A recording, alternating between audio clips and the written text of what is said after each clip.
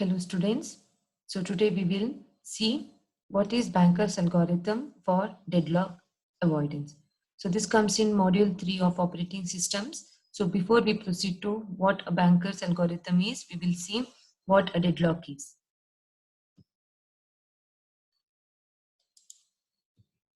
Yeah. So consider a common case scenario. There is a narrow road which is one way and there are two vehicles which are coming in opposite direction. Okay. Yeah. So they will have a face off, right? Yeah.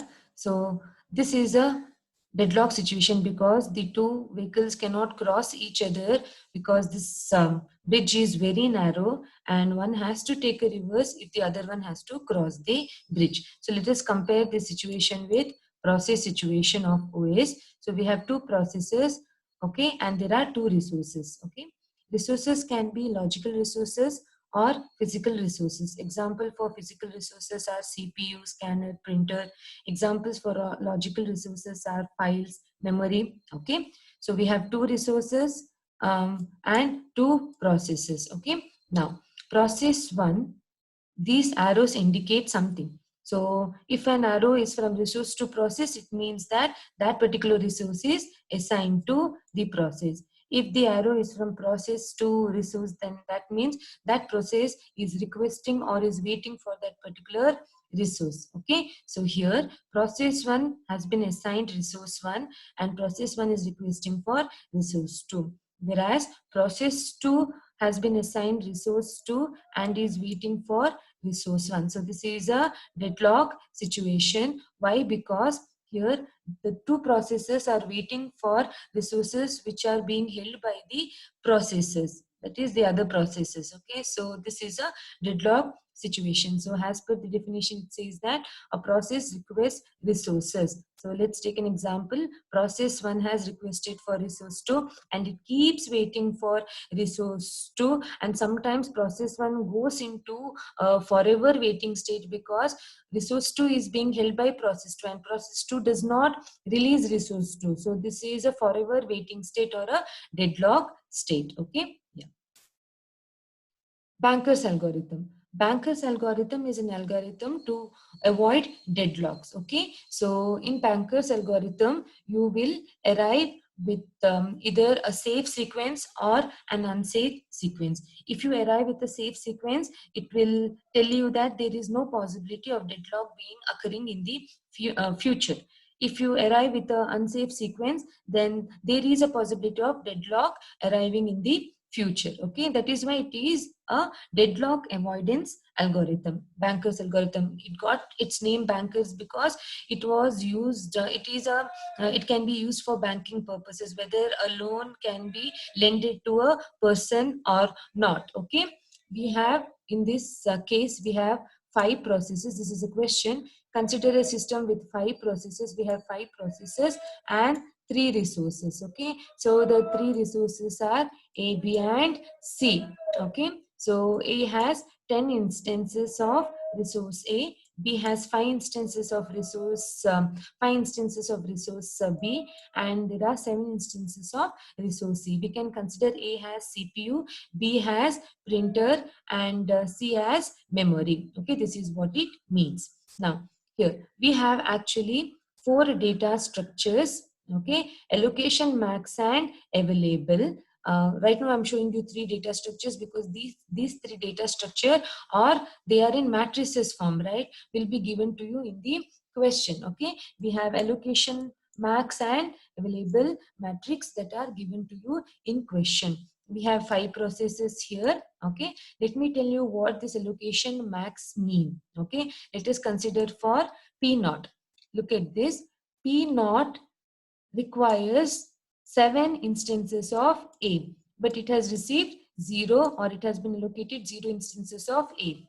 P naught requires 5 instances of B, but it has been allocated only 1 instance of B. P naught requires 3 instances of C, but it has been allocated only 0 instances of C. So likewise for other processes also. Okay, what is this available? Available is given in the question, which is 332. Otherwise also you can find it using the allocation matrix.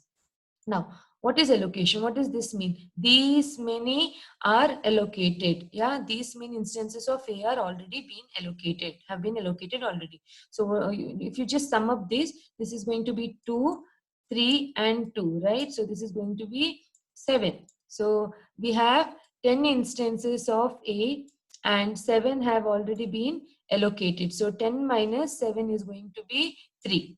Next, if you add up these, you get 2, right? Okay, this is 2, right? Okay, so we have 5 instances of B and 2 has already been allocated. So 5 minus 2 is going to be 3. Similarly, we have how many? 5 instances of C and how many in total? We have 7 in total, right? So 7 minus 5 is going to be 2. So availability can be found using the allocation matrix, or it will be given in the question as well. Okay, yeah.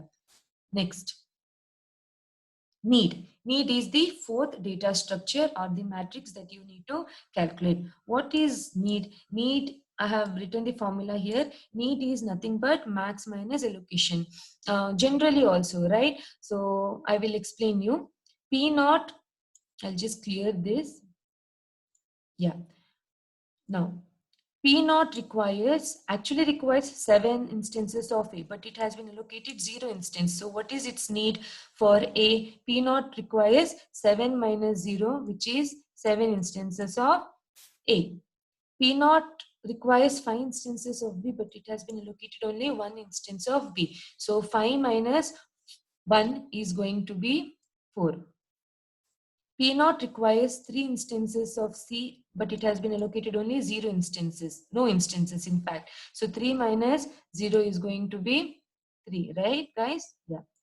Likewise, you have to do it for other processes also. So the formula is nothing but the formula for calculating need is max minus allocation. So I will write the other values. 3 minus 2 is 1. 2 minus 0 is 2, then 2 minus 0 is again 2. Next, for P2, 9 minus 3, it's going to be 6, yeah. Next, 0. 2 minus 2 is going to be 0. For P3, 2 minus 2, it is going to be 0. 2 minus 1, it's going to be 1, okay. And then 2 minus 1 is going to be 1 here. Again, 4 minus 0 is 4. 3 minus 0 is 3. And 3 minus 2 is going to be 1. So the need matrix is ready now. So first you need to find out the need matrix. So as I said, need is nothing but max minus allocation. Clear? Yeah. Now, we shall find out the available matrix. So initially the current availability is given to you, that is 332. Okay, so we will start looking for the processes, okay, in safe sequence. We will start from the P naught, that is we will go according to the sequence. You can pick any processes guys actually in fact, but then we pick from the sequence because we pick in the sequence to maintain uniformity. Clear? Yes. Okay, first we will check with P naught. See, I have written a condition here.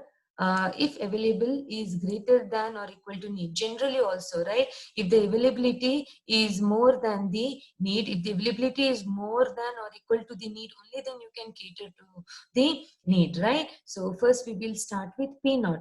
Check the current availability now. 3, 3, 2. We have 3 instances of A, 3 instances of B, and 2 instances of C. So availability is checked against the need of P naught. So definitely availability is less. See here, 3 is less than 7, 3 is less than 4, and 2 is less than 3. So we cannot cater to the need of P naught. So P naught cannot be taken right now. Next, what about P1?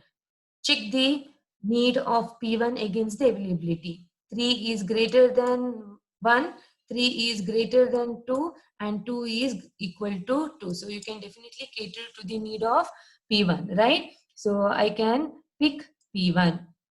Okay, so I can say that we can cater to the need of P1. So it can be processed. So look at this. Here it says that if availability is greater than need, then you can allocate the resources, use it, and then release it. So P1 has been allocated the resources, and after it finishes its execution, it will release its allocated resources, right? It will release its allocated resources. So 200 will be released. So when you release it, you need to add it to the availability. That is, 2 is added to 3, which will give you 5, right? 0 is added to 3, which will give you 3. 0 is added to 2, which will give you 2, right? So the current availability is 532 because P1 has finished its execution and it has released its resources. That is why the current availability becomes 532. Let us check the next processing sequence, which is 600. Can you cater to the need of 600? Definitely no. Why? Because 5 is lesser than 6. So you cannot cater to the need of P2, right? Though 3 is greater than 0 and 2 is greater than 0 here, all the availability should be greater than or equal to the need. Only then you can cater, okay? Otherwise, you cannot. So we cannot cater to the need of P1. Let us check for P3. Check P3's need against the current availability, okay? So is it greater? Yes, availability is greater than the need required for P3. So we can give the resources to P3, right? So I shall write P3 in sequence here. Okay. P3 in sequence. So after P3 finishes of its execution, it has to release its allocated resources. So 5 plus 2, that is, you need to add to the current one. So 5 plus 2 is going to be 7, guys. 3 plus 1 is going to be 4. 2 plus 1 is going to be 3. So the current availability is 743. Next, we will check for P4. Check P4's need against the current availability. It is definitely 743 is greater than 431. So we can cater to the need of P4. So P4 enters into the save sequence, right? Yeah. Okay, so after P4 finishes its execution, it is going to release its resources. So this 0 is added to 7, which gives you 7, and 0 is added to 4, which gives you 4, and then 2 is added to 3, which gives you 5, right? Yes. Next, we will go back to P0. Okay, we can also choose P2, but as I said, we will maintain uniformity. So P0. Okay, so now check P0's. Now check P0's need against the current availability. So is it fine? Can you cater to the need of P0? Yes, definitely you can cater because 745 is much greater than 743. So I shall erase this, okay, and I shall say that we can cater to the need. So I shall tick this, okay. So when I cater to the need, I will write this at the same time here, okay. That is, we have catered to the need of P0.